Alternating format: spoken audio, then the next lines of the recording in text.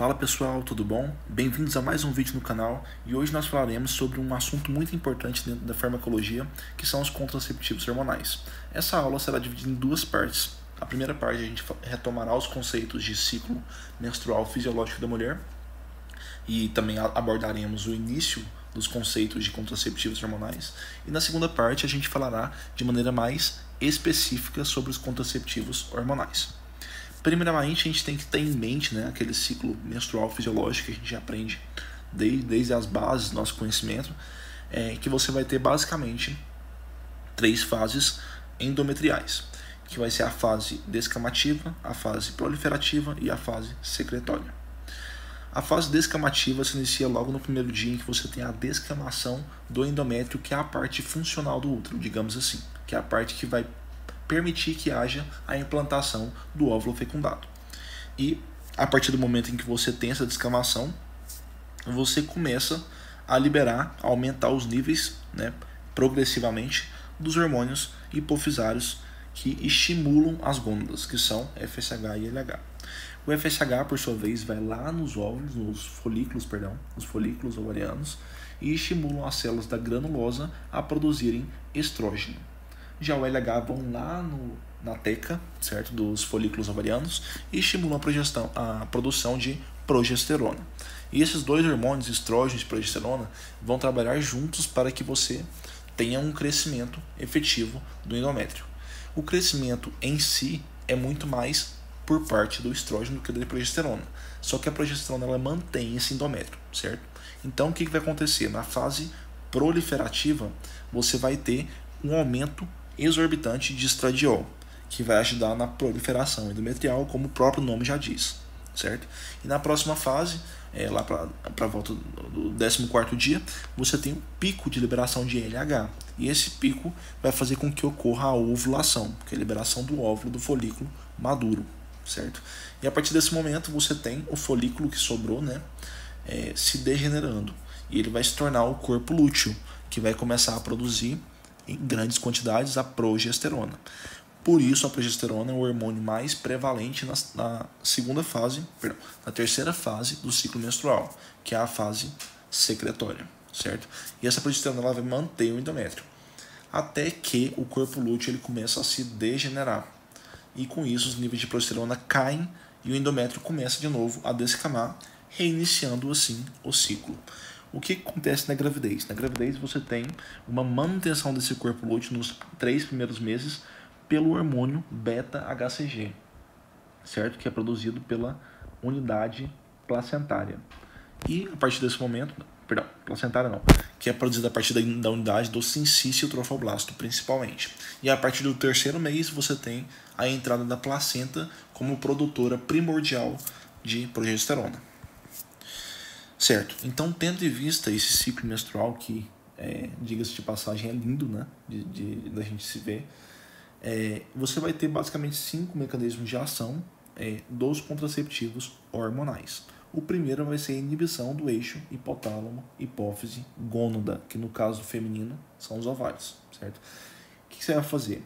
Como você vai ter níveis muito elevados, constantes de progesterona e de estrógeno, você vai inibir a liberação de GnRH pelo hipotálamo e a liberação também de FSH e LH pela hipófise anterior. Com isso, você não vai ter estímulo para maturação de folículos ovarianos e, consequentemente, não vai ter ovulação. O segundo mecanismo de ação vai ser adelgaçamento endometrial.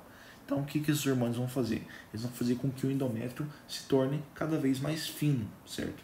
E com isso, você não vai conseguir ter uma implantação efetiva de um óvulo, no caso, se ele conseguir ser fecundado, né?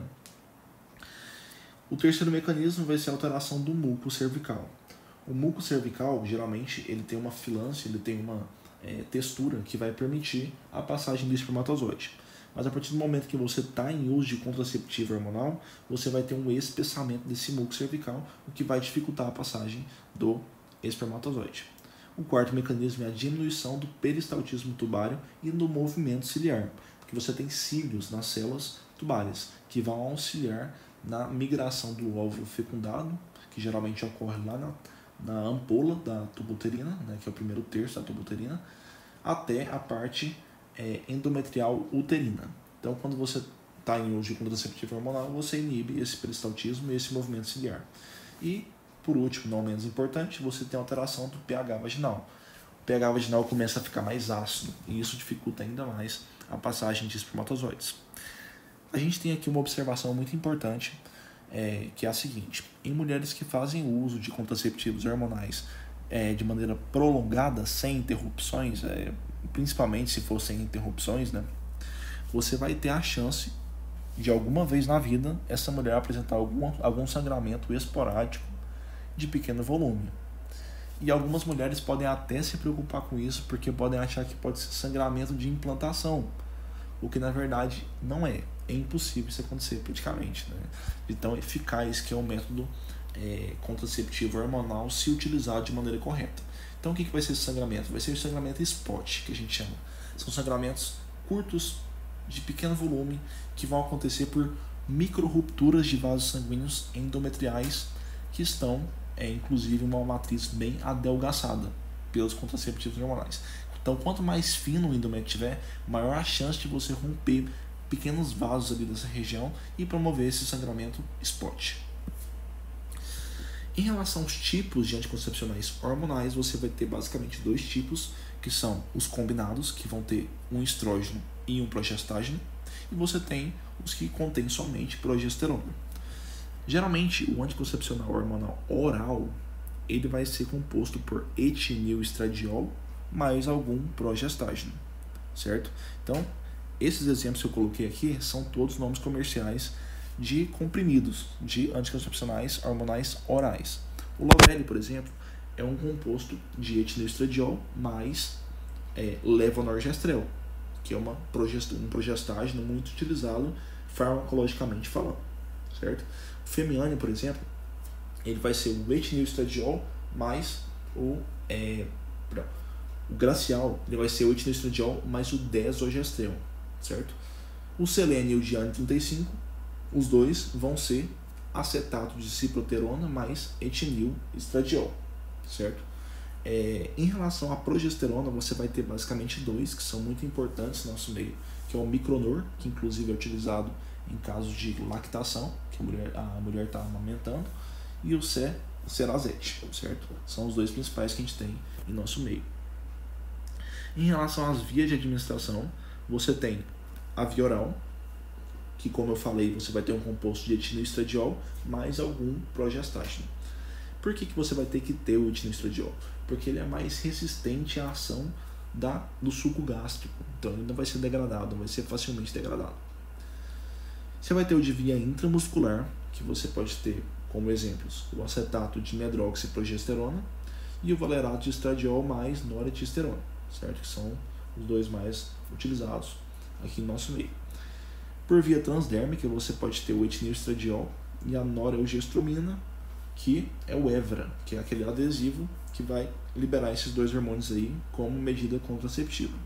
Você pode ter também a via subdérmica, que no Brasil não é tão comum, mas em alguns países a gente já vê, que corresponde à implantação de pequenos dispositivos subdérmicos que vão liberar constantemente, certo? De uma maneira bem homogênea, os hormônios que são os principais, né? O etonorgestrel e o levonorgestrel. Então, isso aí é bom que a mulher não precisa ter um controle tão grande, por exemplo, de tomar comprimidos de maneira correta para que ocorra uma contracepção adequada. E você também tem a endocepção, que atualmente a gente tem dois tipos de endocepção, né? Sendo que a endocepção é um método contraceptivo local, que são basicamente o DIU Mirena, né? Que Mirena é o nome comercial, e o anel vaginal. Esse Mirena, ele vai ser o quê? Vai ser o etilneestradiol e o levonorgestrel. Só que eles não vão ter ação sistêmica, vão ter ação apenas local. Isso aí vai ser bom porque vai diminuir os efeitos adversos sistêmicos dos contraceptivos hormonais. Então, o que o Mirena vai fazer? Ele vai basicamente ter uma ação local sobre o endométrio da mulher. E isso aí vai impedir uma possível gravidez. Detalhe aqui, por que a gente não usa um contraceptivo apenas de estrógeno? Isso não existe, porque o estrógeno, além dele ter um efeito de aumentar a reprodução, de aumentar a divisão celular, podendo ter efeitos assim, digamos, estimulantes de neoplasias. Ele pode fazer com que ocorram predisposições de neoplasias. Além disso, ele também vai ter efeito cardiotóxico. Então, ele pode aumentar os riscos cardiovasculares, como por exemplo eventos aterotrombóticos.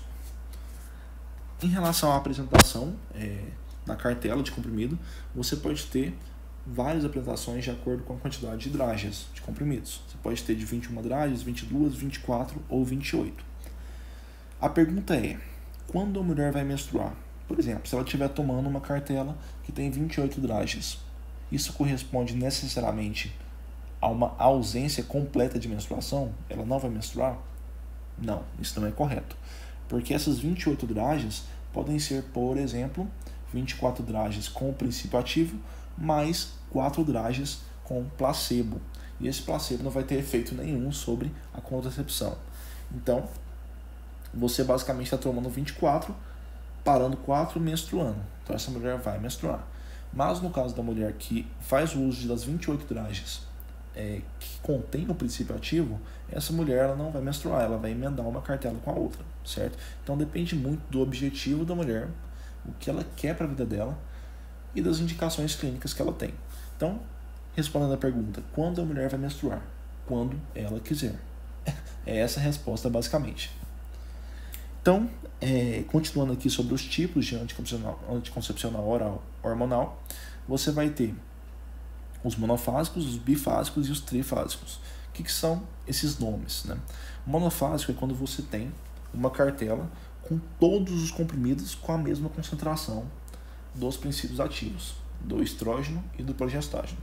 Já o bifásico vai ser uma cartela em que alguns comprimidos têm uma concentração X e outros comprimidos têm uma concentração Y.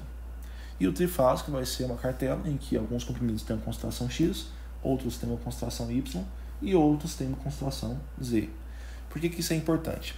Quanto mais divisões, quanto mais tipos de comprimidos você tiver de acordo com a concentração do princípio ativo, mais perto você pode chegar do ciclo menstrual normal da mulher. Então, o anticoncepcional oral trifásico ele é o mais próximo que a gente já conseguiu chegar de um ciclo menstrual fisiológico. Pessoal, até a parte 2. Espero vocês lá.